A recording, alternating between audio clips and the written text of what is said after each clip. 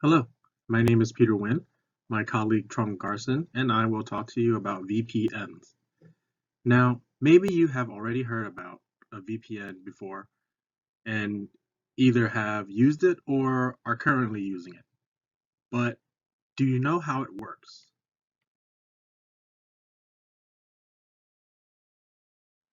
VPN stands for Virtual Private Network, which basically means it provides privacy for you when you're online.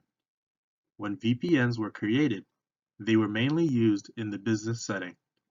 Big businesses, organizations, or even the government want to secure their data for obvious reasons, such as for profits, keeping secrets, or national security reasons. The COVID-19 pandemic has shifted the working world to essential workers and remote work. This infrastructure for remote work has become immense and complex because people need to work remotely and need to connect online.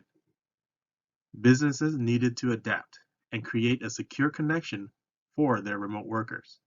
Otherwise, they are at risk for hacking or other loss of data. Nowadays, VPNs are used a lot by a lot of people because it ensures a user's location remains private. In addition, the user's data is also encrypted and they can surf the web anonymously. But how does that process work? To understand how the VPN works, let's go through the basics of the internet. When a user visits a website, such as Twitter, Amazon, or any other website, they initiate the process by typing in a domain name. A domain name is basically a nickname or alias for the website's IP address. An IP address works similar to your home address, except it uses numbers instead of street names. Since it is so much easier to remember names via various memorization methods than a string of numbers, the website owner gives the page a domain name, which will then go to the server for translation. Every device you can think of that browses the internet contains an IP address, such as your computer, your phone, your router, Amazon's Alexa, and so on. When you type in a website's name in your browser, you send your data into the internet until it reaches a server, which will then translate the data and send back the website you requested. Any browser will be able to do this: Chrome, Firefox, Safari, Edge Explorer. The only problem is when you send that data to the server for translation, you are also unknowingly sending a lot of other information about yourself too, not just your IP address. This traffic is exploited for any vulnerabilities by hackers to intercept your information in what's called the man-in-the-middle attack. Let's consider a setting where you're sitting in a public location with free Wi-Fi. Your first thought is, yes, free Wi-Fi. And you go about checking your bank account, access your bills, or even log in to your Amazon account for things to buy. Caution should be assumed in this case because someone else with a laptop could easily log into the same network and use tools to get a hold of your passwords, emails, and other personal information you may have available. Now, if you used a VPN, the other person won't be able to use or access that information.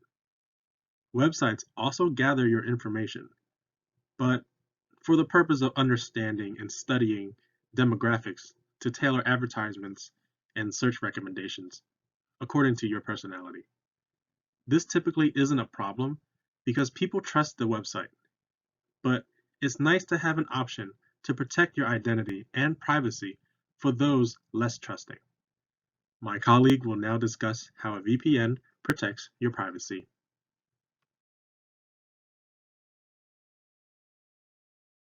Hello, my name is Trung Garson, and I will continue and conclude this presentation. So, how does VPN protect your privacy?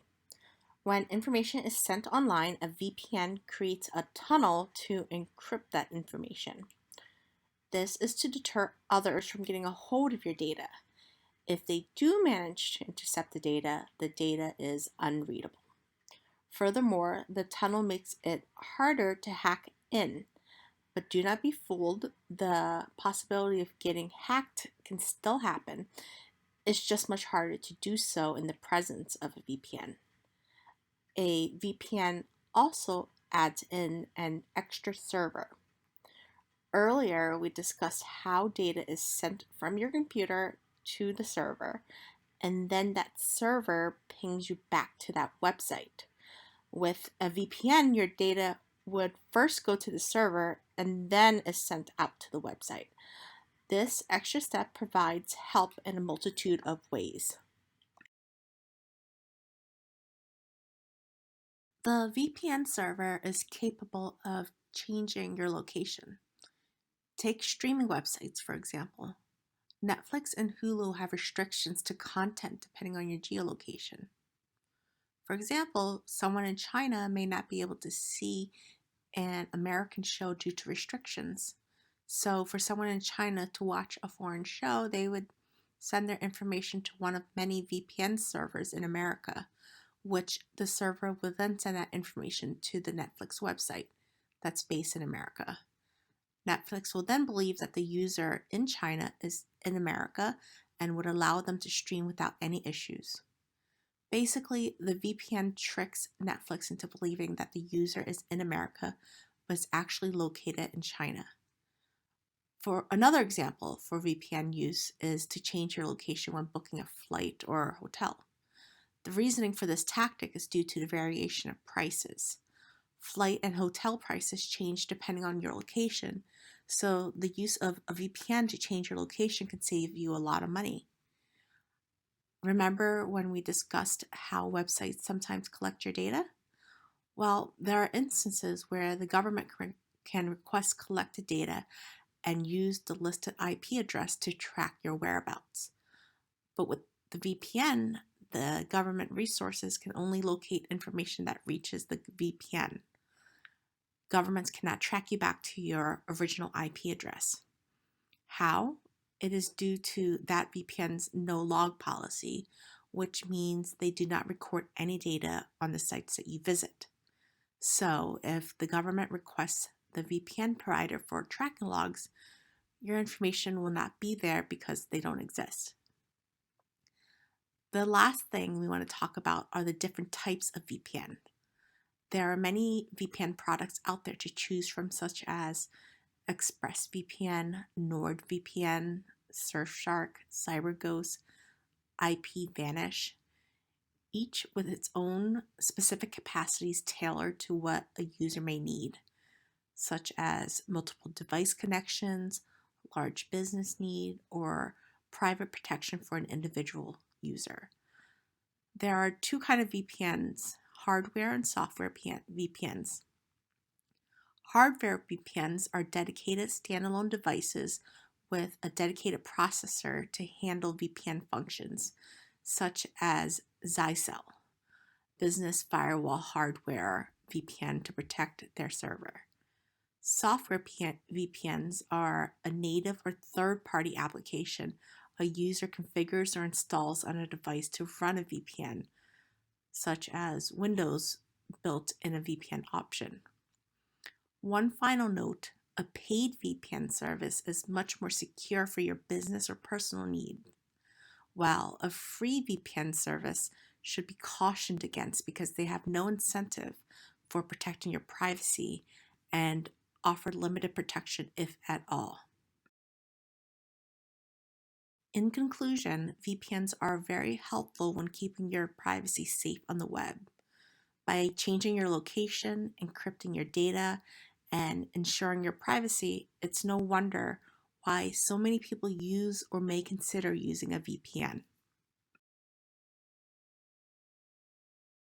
We appreciate your time in listening to our presentation about VPNs and hope this information is helpful in understanding how this tool may protect and improve your business needs or protect and improve your personal information over the internet.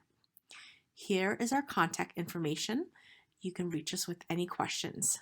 Thank you and stay safe.